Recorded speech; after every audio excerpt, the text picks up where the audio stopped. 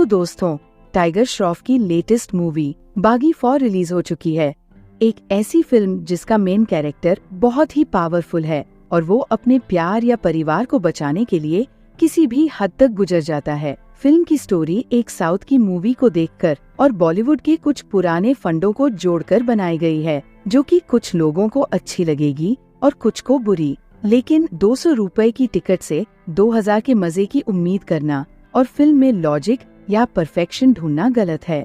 ये movie action और drama से भरपूर है और एक बार देखने लायक तो है ही। आज मैं बागी 4 फिल्म को शॉर्ट में एक्सप्लेन करूंगी, तो चलिए शुरू करते हैं। ये कहानी है रॉनी नाम के एक आदमी की, जो कि नेवी का एक ऑफिसर था और अन्याय के खिलाफ लड़ता था। एक दिन अचानक रॉनी की कार का बहुत भयानक एक्सीडेंट हो जाता है, जिससे वह कोमा में चला जाता है।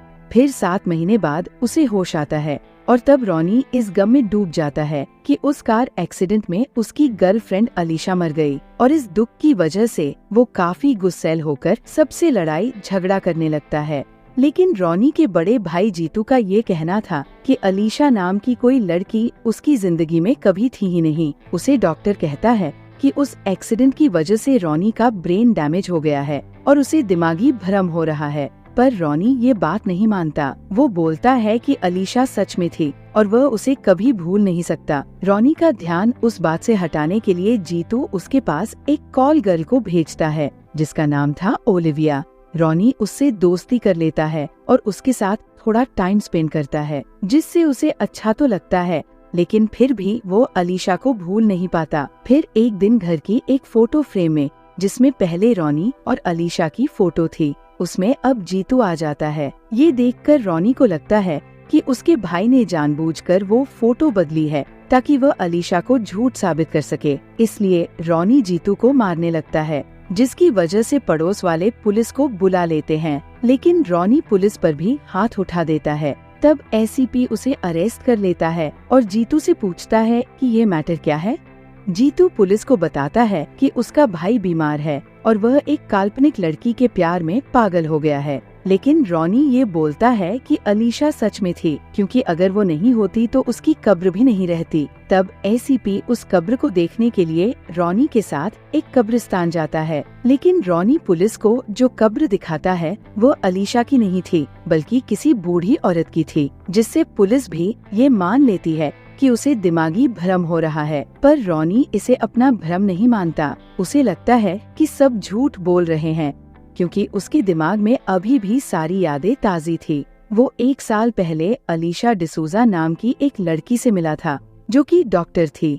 उन दोनों में दोस्ती हो गई थी और फिर प्यार। उन्होंने काफी वक्त साथ में बिताया था और वो शादी भी करने वाले थे। लेकिन फिर उस कार एक्सीडेंट में अलीशा मर गई और रॉनी कोमा में चला गया। पर पुलिस वाले इस पूरी बात को एक कहानी मानते हैं। तभी अचानक रॉनी को रोड पर एक औरत नजर आती है, जो कि उसकी यादों के मुताबिक अलीशा की बहन कैथरीन थी। लेकिन जब वो उस औरत से मिलता है तो वो रॉनी को नहीं पहचानती और खुद का नाम प्रियंका बताती है, जिसकी गवाही एक पंडित भी देता है।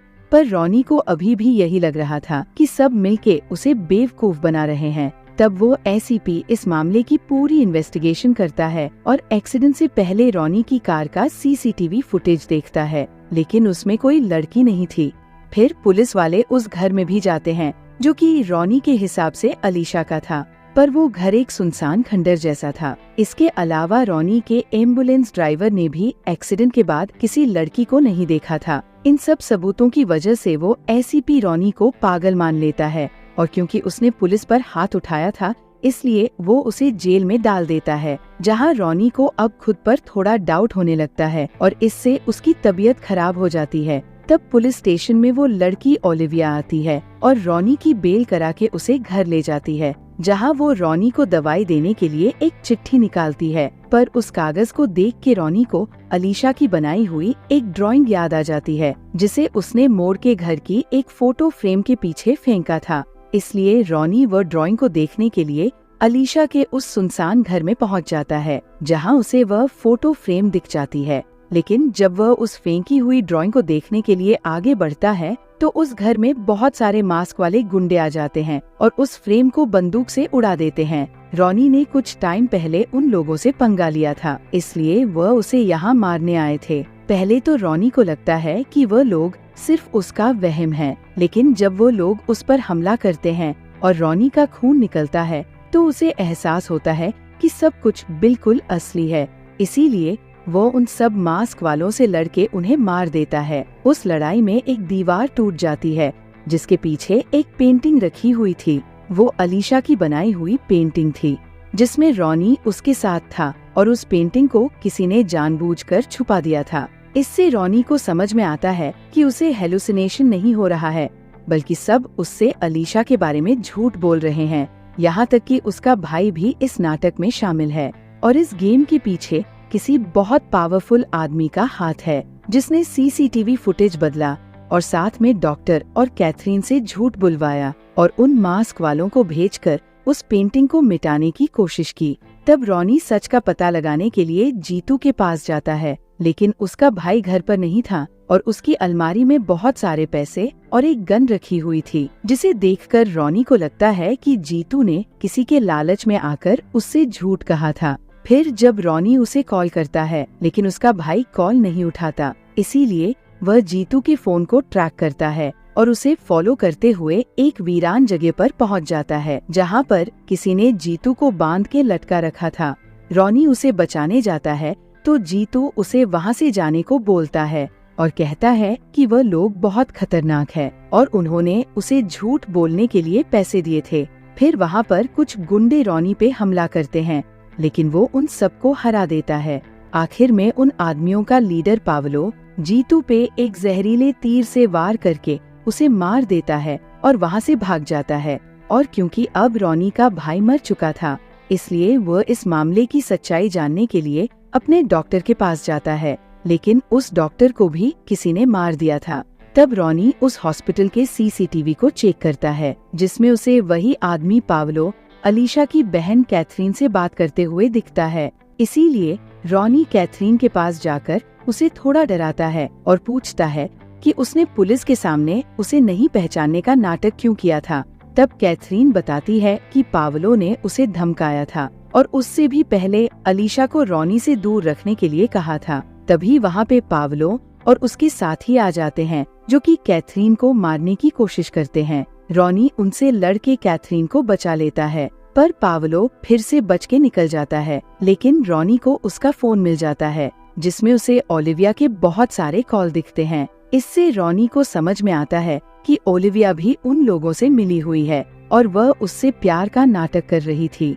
तब वो ओलिविया के पास जाता है और उससे सच जानने की कोशिश करता है, पर तभी वहाँ पावलो के कई सारे आदमी रॉनी और ओलिविया पर हमला कर देते हैं, जिनसे वह दोनों मिलकर लड़ते हैं। लेकिन आखिर में ओलिविया मर जाती है, पर वह मरते वक्त रॉनी से ये कहती है कि अलीशा अभी भी जिंदा है। तब हमें अलीशा की मौत का सच पता चलता है। वो अभी संजय दत्त के पास कैद में थी, जो कि पावलो का बड़ा भाई था, जो कि एक बहुत खतरनाक गैंगस्टर था। असल में पहले चाको की एक गर्लफ्रेंड थी अवंतिका, जो कि हूबहू अलीशा की तरह दिखती थी, इसलिए वो उसे प्यार करती थी और वह दोनों शादी करने वाले थे। लेकिन उनकी शादी के दिन उनपे एक गैंग के गुंडे हमला कर देते हैं, जिनसे लड़ते वक्त अवंतिका को गोली लग जाती है और वह मर जाती है। और क्योंकि चाको उससे बहुत प्यार करता था, इसीलिए उसे इस घटना से बहुत बड़ा झटका लगता है। वह एक नास्तिक था, फिर भी वह चर्च में जाकर गॉड से अवंतिका की जान की भीख मांगता है और कहता है कि अगर उसे वो वापस नहीं मिली तो वह पूरी दुनिया को बर्बाद कर देगा। फिर जब चाको चर्च से बाहर जाता है तो उसे वही पास में अलीशा नजर आती है, जिसे देखकर उसे लगता है कि गॉड ने उसकी बात सुन ली और अवंतिका को वापस भेज दिया। लेकिन फिर उसे अलीशा के साथ में रॉनी दिखता है। तब से चाको उन दोनों पर कड़ी नजर रखता है और उनकी पूरी इन्फॉर्मेशन निकालता है, जिससे उसे समझ में आता है कि अलीशा और रॉनी एक दूसरे से बहुत प्यार करते हैं। चाको उन्हें किसी भी तरह अलग करना चाहता था, इसीलिए उसने अपने भाई पावलों को अलीशा की बहन के पास भेजकर उन्हें दूर करने की कोशिश भी की। फिर एक दिन रॉनी और अलीशा का एक्सीडेंट हो जाता है, जहां पर तुरंत चाको के आदमी जाकर उस कार में से अलीशा को बाहर निकाल लेते हैं और उसका इलाज कराने लगते हैं। दूसरी तरफ रॉनी की वह कार एक ट्रेन से टकराती है और वह कोमा में चला जाता है। उधर अलीशा जब ठीक होती है तो चाको उसे अवंतिका के बारे में बताता है और खुद से शादी करने को बोलता है, लेकिन अलीशा कहती है कि वह सिर्फ रॉनी से प्यार करती है, जो कि उसे बचाने जरूर आएगा। पर चाको ये बोलता है कि रॉनी 2-4 दिन में ही उसे भूल जाएगा और वही उससे सच्चा प्यार करता है। तब अलीशा चाको को ये चैलेंज देती है कि अगर रॉनी उसे 1 साल के अंदर भूल गया तो वो खुद उससे शादी कर लेंगी। इसके बाद 7 महीने तक रॉनी कोमा में ही रहा और अलीशा उसका इंतजार करती रही। फिर जैसे ही रॉनी ठीक हुआ तो उसने सबसे पहले अलीशा का नाम लिया। उसे लग रहा था कि वह मर चुकी है, इसीलिए वह कब्रिस्तान गया जहां चाको के साथियों ने अलीशा की नकली कब्र बना के रखी थी। लेकिन रॉनी ने उस कब्र को ही अलीशा मान लिया और रोज उसके पास जाता रहा।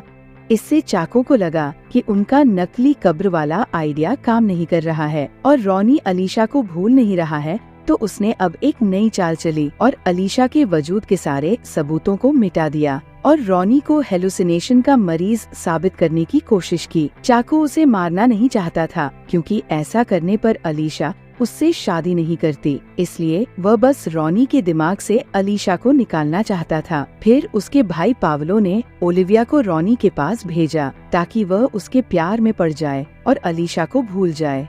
रॉनी तो अलीशा को भूला नहीं, उल्टा ओलिविया को ही उससे प्यार हो गया और उसने आखिर में रॉनी को ये बता दिया कि अलीशा जिंदा है। मतलब जिस अलीशा के बारे में सबने पहले ये कहा था कि उसका वजूद ही नहीं है। रॉनी ने पहले उसके होने के सबूत ढूंढे जो कि उसे मिल गए, इसलिए रॉनी उसकी तलाश करने के लिए पुलिस से मदद लेने का सोचता है। उधर पुलिस वालों को जीतू की लाश मिलती है और क्योंकि रॉनी ने गुस्से में उसे मारने की धमकी दी थी, इसीलिए पुलिस को लगता है कि उसी ने जीतू को मारा है। इसकी वजह से वो लोग रॉनी को ढूंढ रहे थे, लेकिन फिर वो खुद ही पुलिस स्टेशन चला जाता है और वहाँ एसीपी को बताता है कि उसने अपने भाई को नहीं मारा और अलीशा जिंदा है, पर वो कहाँ है ये उसे नहीं मालूम। दूसरी तरफ पावलो अपने भाई को बोलता है कि उनके सभी प्लान फेल हो गए क्योंकि रॉनी अलीशा को भूला नहीं और अब उसे उसके जिंदा होने का भी पता चल गया है। ऊपर से अब अलीशा के 1 साल वाले चैलेंज का भी आखिरी दिन आ गया था, इसीलिए